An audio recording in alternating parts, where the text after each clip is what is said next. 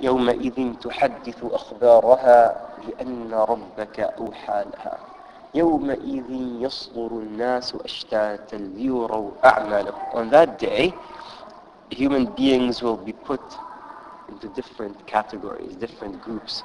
Of course, what happens on the Day of Judgment is that people are gathered based on a certain creed. So all the Jews will be together, all the Hindus will be together, all the Christians will be together, all the Muslims will be together. Every followers of a religion or ideology, all the communists will be together, all the atheists will be together, all the Satanists will be together. Whatever ideology you share, regardless of what your background is, in terms of your creedal ideology, this creed, what you believe, people will be gathered together and for judgment.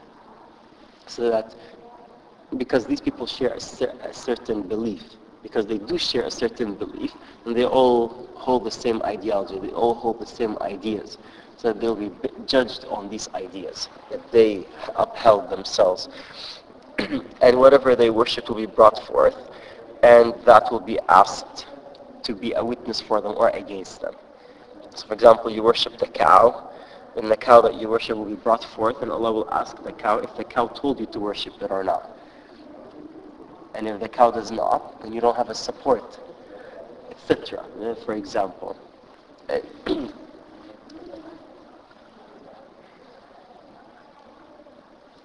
then Allah subhanahu wa ta'ala tells us, now that He's telling us, He shows us the story of what's going to happen in the future, the story of the world's going to end.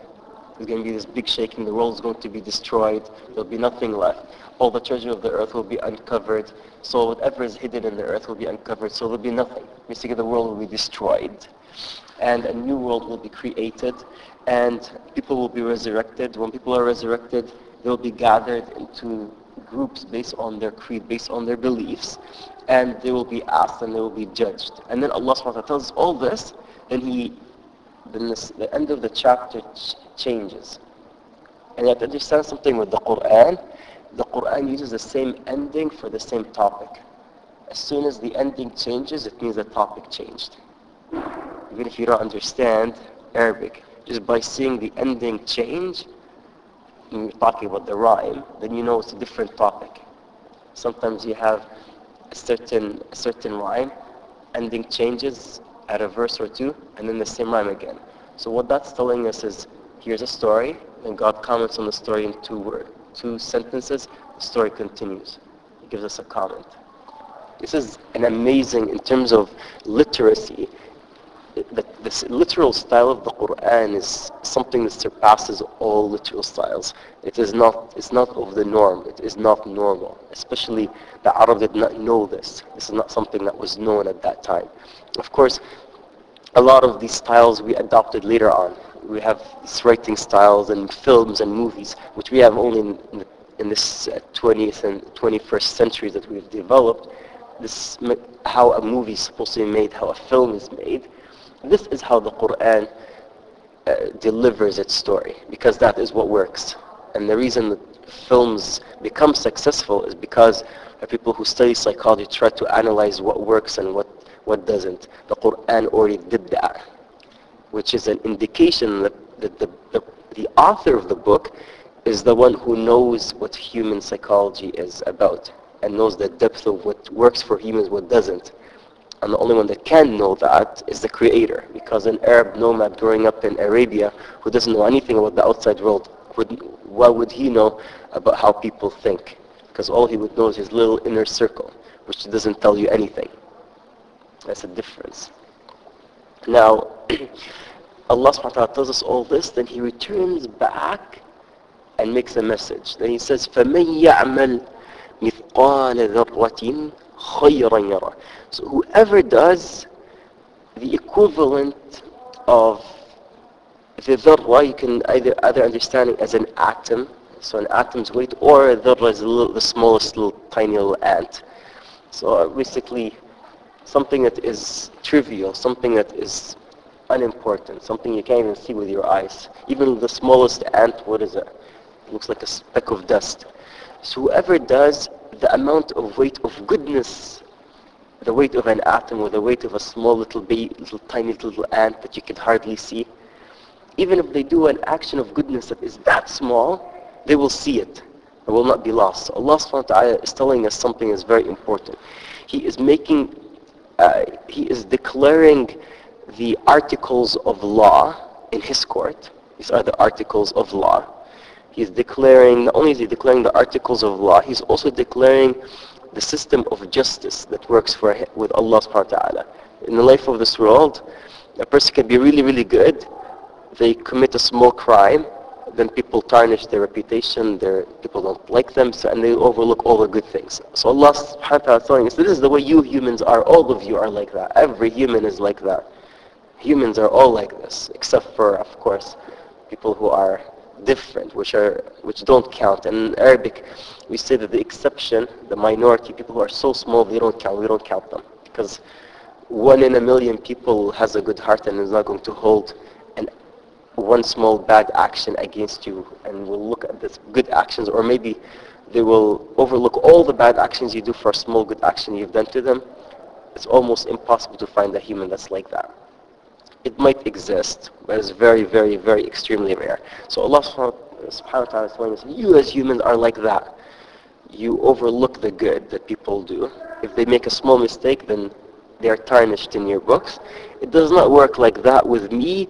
Whoever does even a small action of kindness or goodness or sincerity, they will see it.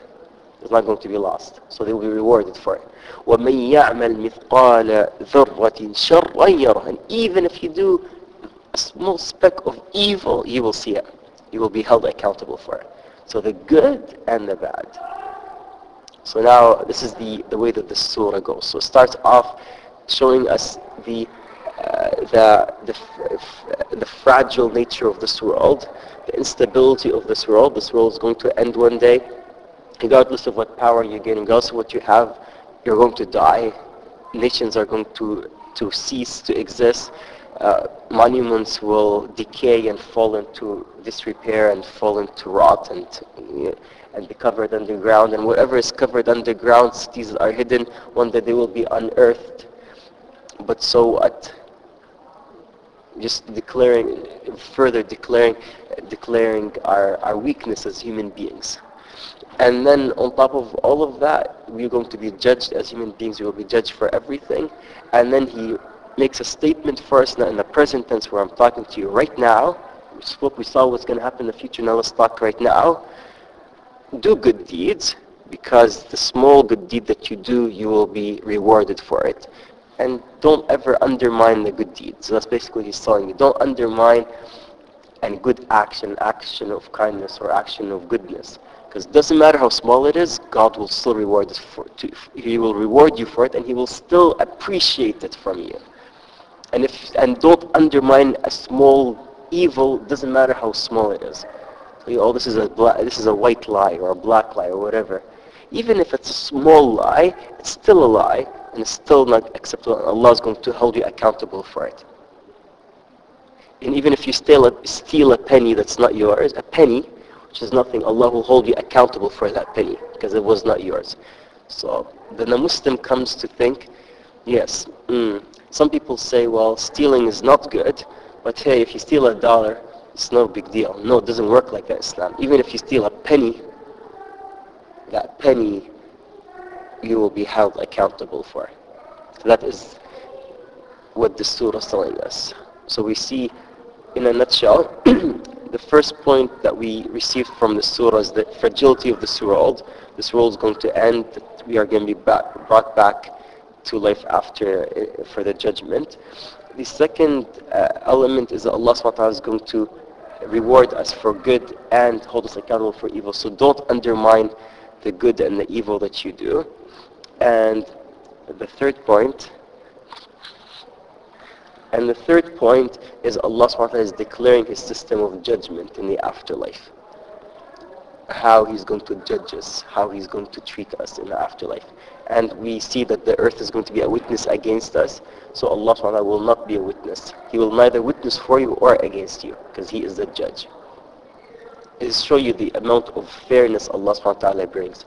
And even when people stand up and Allah brings them all the witnesses, and the person says, I reject all the witnesses, I don't accept anyone to witness against me except for me. So Allah says, okay, we accept you. We accept that. So Allah shuts the person's mouth and He says, okay, let your limbs witness against you. And then the limbs will speak and say, I did this and I did that.